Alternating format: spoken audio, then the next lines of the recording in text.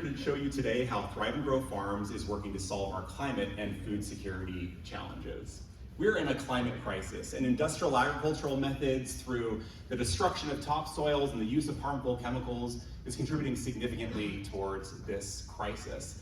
But the good news is that there is a clear solution, and that is regenerative agriculture. Regenerative farming focuses on building healthy topsoils, and in those soils, plant roots and beneficial bacteria take massive amounts of carbon from the atmosphere and store them long-term into the soil. It's the massive implementation of this that's necessary for us to solve this problem. So far, it's small farms who are leading the way. The mass majority of regenerative farms in this country are small producers growing food for their local communities. And this is where our story begins. Here we are, February of 2020. Look at these smiling, naive faces. You're about to go through a global pandemic, and you don't have the support, structure, or the resources to help you. So we learned, just after 3 weeks of operating here, we're sitting on 90% of our produce because of the changes in distribution. And we saw firsthand the challenges that farmers face. And I knew that if we were going to build a robust local food system that can really truly support our local community, that we need to make great strides towards building systems that can help support new farmers and existing ones to be successful with their operations.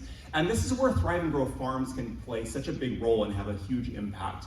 For years, we've been generating valuable education, teaching people to grow food and implementing permaculture concepts into their landscapes. And we've been innovating, creating, for example, this patent-pending irrigation device and applying principles, turning them into education and teaching people how to be successful. So we're at stage 2 in our development right now, and we have a working production farm, growing food for the community, and we're building a place of learning for people to come and to learn about regenerative agriculture. They may be consumers who want to learn about their food system, and also aspiring farmers who want to see a working model of a successful farm. Our experience in mindful land development is leading us towards some really interesting opportunities. We're developing now, working towards this development of turnkey small farm operations so that people can walk right into a farm operation and start doing what a farmer really wants to do, and that's grow food for their community. The farm support that we can provide, we've developed significant amounts of intellectual property like crop planning, business planning, employee handbook guides, all these support structures that are really crucial for somebody to be a successful farming entrepreneur. And very importantly, of course, getting that food actually into the local communities. And that's where our work can really help farmers to get that final part that's so important for their success.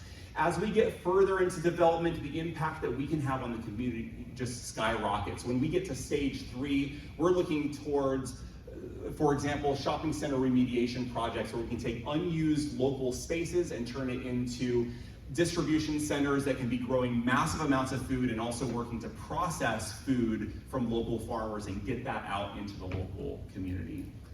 So our marketing analysis is simple. 10% of farmland currently is regenerative, and the UN has projected that by 2050, we need to get that to 1 billion acres of regenerative farmland in the US alone to avert a climate catastrophe. The local market research has shown us that there's a huge demand for local produce, and the people who demand it, wholesale distributors, consumers, local restaurants, they can't get enough of it. They're still having to go out of the region to get the food that they need. So we need to grow more food and get it in front of these people on plates and onto shelves. The revenue model is based on growing food for the local community and also agritourism, bringing people to the farm to learn about agriculture and to stay there on the farm, and also land development and support services for farmers is a big part of the trajectory of this business. Our marketing is based on experience in building successful brands. Our early adopters, in fact, many of which are supporters of Thrive and Grow Gardens and are big fans of the work that we are doing. Our team starts with our founders, myself and also Kendyl, and is supported by a team. Our SCORE mentor has played a huge role, and also our team of people who are pouring their passion into this project to help move it along. So here we have an opportunity to have a significant impact in agriculture. And that is not only for the local community, but also creating a model that can be replicated in other areas of the country. So if you're interested in being a part of this movement, I'd like to invite you to continue the conversation with me today.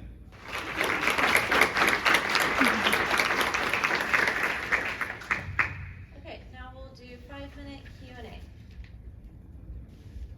Starting now. Is that just us? Yeah. Okay. Yeah, really quick.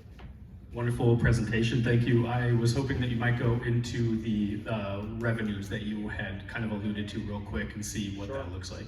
Yeah, absolutely. So, the revenue model is in multiple parts here, and certainly part of it is the actual food production into the local community. So we're experiencing significant growth in that, 800% growth so far in the last 10 months this year, and we just currently can't grow fast enough, which of course operating capital and development capital will help us to be able to do. Agritourism is another element of it, and what we're able to accomplish, our projections for the properties that we're developing on our demonstration farm gives us some really good potential in lodging and retreats and tours on the farm. So that's what we have here. And then over the next 10 months, as we develop our farm, that 32-acre farmland in St. David, when we move toward the exit there, we're looking at netting about $500,000 from those projects. So continual land development is certainly a part of this business model. And so you can see that this is kind of like a big part of the core structure here.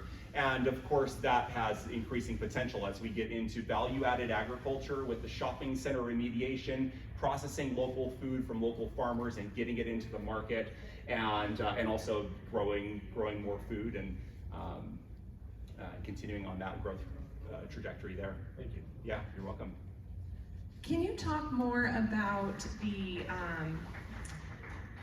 you're developing materials for farmers or individuals who want to get into the space? Can you maybe go back to that slide and just talk about that more in detail? Absolutely. So this is, I was talking a bit about the intellectual property and the farm support services. And so, this experience of building businesses and kind of seeing what the pitfalls are and where really the challenges are, we're building infrastructure there and intellectual property. And so that intellectual property is in the form of guides that others can use to create their own successful agricultural model. So I was referencing things like this is a little glimpse of a crop planning guide that our agriculturalists created for us that we use to plan our crops.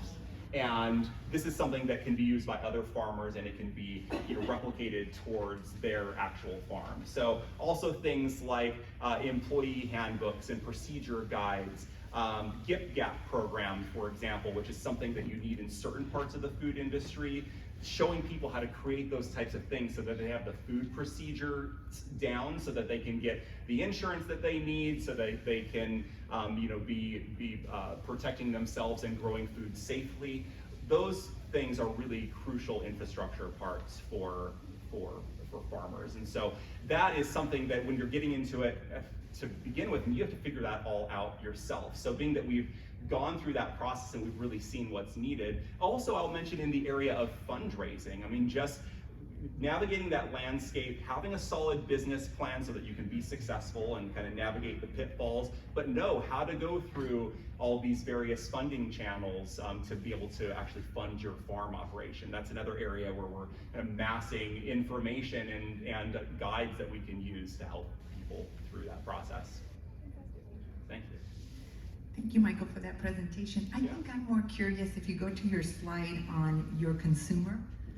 You mentioned that the sales and food distribution, who are your partners in the food distribution? Are you doing it just at the farm where you're located? Or? Actually, so the shock to our system through the pandemic was that the business, as we actually had adopted it, was heavily selling direct to consumer through farmers markets. And that was massively disrupted, of course, during the pandemic. So we've moved to more of a wholesale model, and we've formed relationships one of which has been very important to us is Pivot Produce. How many of you know Pivot Produce?